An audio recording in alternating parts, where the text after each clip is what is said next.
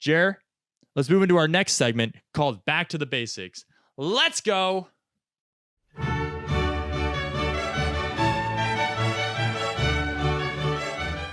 What's up, guys, and welcome to Back to the Basics. This is our segment where we break down positions and help people who don't understand football as much or want to learn more understand the game and what goes beyond the numbers. So in this segment, we will take a position and break it down and simplify it so those who don't understand can help and watch along and have a great time when the games are going on and understand a little bit more than what they think.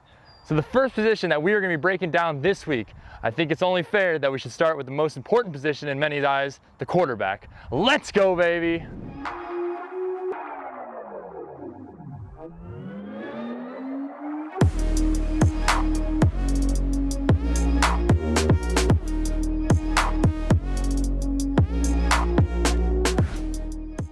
Okay, guys, when starting off with the quarterback position, you think of a lot of guys. You think of Tom Brady, Patrick Mahomes, Lamar Jackson, Joe Montana. There's a bunch of different types of quarterbacks out there. They usually are your franchise, your leaders, the guys who set the example for the team. They're your signal callers.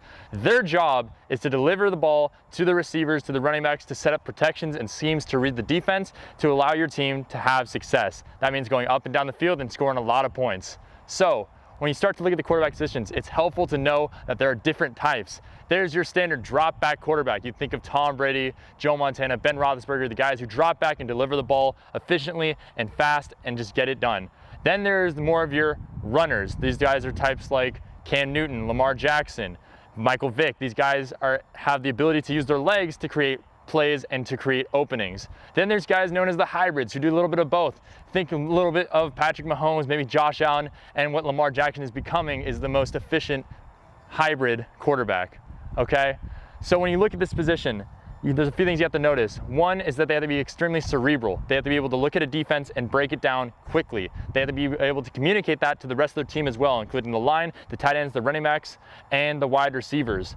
The most important thing about a quarterback is you have to be poised, you have to be calm, you have to be efficient, and you have to be able to deliver it in times of pressure. That's known as being clutch. When the game is coming down and it's on the line, you have to be able to deliver. A few things about the quarterback that are important is that a quarterback is based off of timing. Their throws are based off of the steps they take and the timing that lines up with the placement of the receivers and their tight ends and whoever they're delivering the ball to. The line is getting pressure up front from the defense. They have to be able to identify what zones are open, what players are going to be there in the time to be able to score, and where they should be able to deliver the football. To do this, you have to have repertoire, and that takes practice and repetition, and you have to do it over and over and over again. Practice makes perfect. And the best quarterbacks that you know, Russell Wilson, Tom Brady, Aaron Rodgers, these guys are masters at this.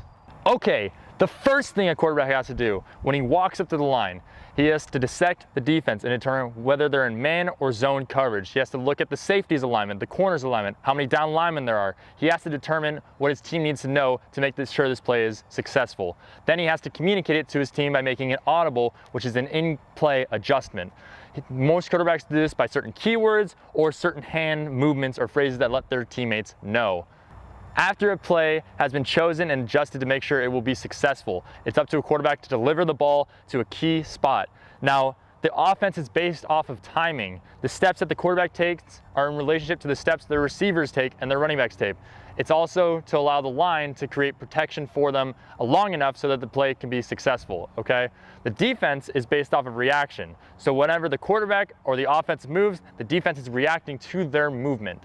So the quarterback will usually take things known as a drop back. This is the amount of steps they take back to allow them to create room for them to deliver the football. There is a 1-step drop back, a 3-step drop back, a 5-step drop back, and a 7-step drop back, and there's also things known as play action. A straight drop back is just steps back and fire. Let's say it's a 3-step drop back. That means 1, 2, 3, throw. The ball should be thrown before they're even ready to catch it. That is known as timing, and that's when the play is most successful. Because if the ball is thrown before the receiver and the DB can react to it, then you are going to have an open zone.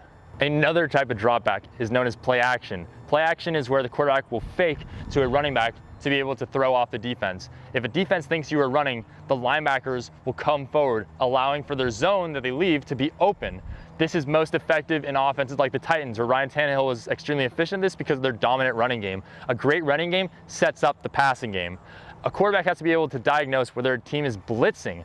Blitzing means they are bringing extra people coming off the side, such as linebackers or corners. This creates extra pressure because there are not enough linemen or protectors to help block the quarterback. By doing this, this also leaves zones open. If a man leaves his spot to come get the quarterback, that means that there's going to be another part of the field open. The quarterback has to be able to realize this and recognize this quickly so they can take advantage of the open spot. So after everything has gone down, the quarterback has diagnosed the defense, he's let his team know what they're doing, and he's officially taken his drop back and delivered the football. Now you're on to the very next play and you have to start all over again. Quarterbacks face an increasing amount of pressure every down and distance as the game goes on because it can vary and it becomes very difficult and very stressful. That's why you have to have someone who's calm and efficient to be able to lead your team. That's why they're the leaders of this team, because without them, the ball cannot be delivered, the team cannot score, and you cannot win. Thank you guys for listening. This has been Back to the Basics. Let's see what we go on to next time on Back to the Basics. We'll see you guys back in the studio. Let's go, baby. Woo! Okay. Ba-boom. Way to go. You did it. You made it to the end of the video. Thank you so much for watching. If you like what you saw, please like and subscribe. And also follow us on all of our social media at the 50/50 Ball. Have a great day. Peace.